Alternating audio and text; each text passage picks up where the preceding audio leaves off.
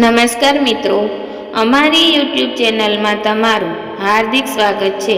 તો અમારી ચેનલમાં નવા હો તો લાઈક, શેર, સબસ્ક્રાઈબ જરૂર કરી દેજો। તો આજે આપણે તમને એક કહાની વિશે વાત કરીશું। તો ચાલો શરૂ કરીએ આજની આ કહાની। તો ધ્યાનથી સાંભળવા નમ્ર વિનંતી। જીવનમાં સુખ શાંતિની ખાતરી કરવા માટે શાસ્ત્રોમાં અનેક શુભ કાર્યોનો ઉલ્લેખ કરવામાં આવ્યો છે।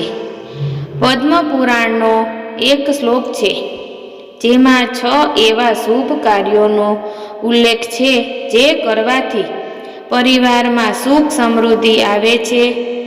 વિષ્ણુ રેકાદશી, ગીતા તુલસી, વિપ્રધનવઃ અસારે, દુર્ગ સંસારે, ષષ્ઠપદી મુક્તિદાયિની। પદ્મ પુરાણના આ શ્લોકમાં 6 શુભ કાર્યોનો ઉલ્લેખ કરવામાં આવ્યો છે જે આપણે કરતા રહેવું જોઈએ। આ 6 કાર્યોમાં પ્રથમ શુભ કાર્ય વિષ્ણુ પૂજા છે। વિષ્ણુજીને પ્રયત્નનું પ્રતીક માનવામાં આવે છે। ભગવાન વિષ્ણુ આપણને આપણું કામ કરતા રહેવાની પ્રેરણા આપે છે। તેમની પૂજા કરવાનો અર્થ એ છે કે આપણે હંમેશા મહેનતનું રહીએ અને આપણું કર્તવ્ય નિભાવીએ। શ્રી હરિ ઐશ્વર્ય, સુખ, સમૃદ્ધિ અને શાંતિના સ્વામી છે। તેમની પૂજા કરવાથી ભક્તોની તમામ મનોકામનાઓ પૂર્ણ થાય છે। બીજું કાર્ય એકાદશીનું વ્રત છે। પદ્મ પુરાણ અનુસાર બીજી વસ્તુ જે સુખ અને સમૃદ્ધિ લાવે છે તે છે એકાદશીનું વ્રત। આ વ્રત ભગવાન વિષ્ણુ માટે રાખવામાં આવે છે। દર મહિનામાં 2 એકાદશીઓ હોય છે, એક કૃષ્ણ પક્ષમાં અને એક શુક્લ પક્ષમાં। બંને એકાદશીઓ પર ઉપવાસ કરવાની પરંપરા છે। મહિનામાં 2 વાર ઉપવાસ કરવાથી માત્ર ધાર્મિક લાભ જ નહીં પરંતુ સ્વાસ્થ્યને પણ ફાયદો થાય છે। ઉપવાસ કરવાથી પાચન તંત્રને આરામ મળે છે અને પેટને લગતી અનેક બીમારીઓથી રાહત મળે છે। ત્રીજું કાર્ય ગીતા પાઠ કરવાનું છે। શ્રીમદ્ ભાગવદ્ ગીતાને શ્રી કૃષ્ણનું સ્વરૂપ માનવામાં આવે છે। જે લોકો ગીતાનો નિયમિત પાઠ કરે છે અને ગીતાના સૂત્રોને પોતાના જીવનમાં અપનાવે છે તે આપણી બધી સમસ્યાઓ દૂર કરી શકે છે। ચોથું કાર્ય તુલસી પૂજન છે।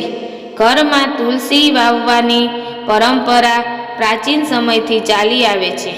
તુલસી ઘરની આસપાસ પવિત્રતા અને સકારાત્મકતા જાળવી રાખે છે।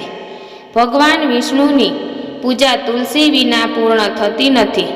તુલસીનું ધ્યાન રાખવાથી અને પૂજા કરવાથી પણ દેવી લક્ષ્મીના આશીર્વાદ મળે છે, કારણ કે તુલસીને દેવી લક્ષ્મીનું સ્વરૂપ માનવામાં આવે છે। પાંચમું કાર્ય સંતો અને વિદ્વાનોના સંગમાં રહેવું। માતા, પિતા, ગુરુ તેમજ જ્ઞાની લોકો, સંતો અને પૂજા કરનારા બ્રાહ્મણોનું હંમેશા સન્માન કરવું જોઈએ। સંતાનો સાનિધ્યમાં રહેવાથી આપણને સારા ખરાબ કાર્યોની માહિતી મળે છે।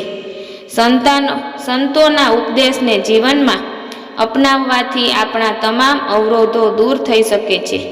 છઠ્ઠું કાર્ય ગાયની સેવા કરવાનું છે। શાસ્ત્રોમાં ગાયને માતા કહેવામાં આવી છે। એવું માનવામાં આવે છે કે જે ઘરોમાં ગાય હોય છે ત્યાં તમામ દેવી દેવતાઓનો વાસ હોય છે। ગાયમાંથી મળતું દૂધ, મૂત્ર અને છાણનો ઉપયોગ ઘણી દવાઓમાં થાય છે। આપણે નિયમિત રીતે માતા ગાયની સેવા કરવી જોઈએ। જો તમે તમારા ઘરમાં ગાય ન રાખી શકતા હોવ તો ગૌશાળામાં જઈને ગાયોની સેવા કરો। ગાયોની સંભાળ માટે પૈસા દાન કરો।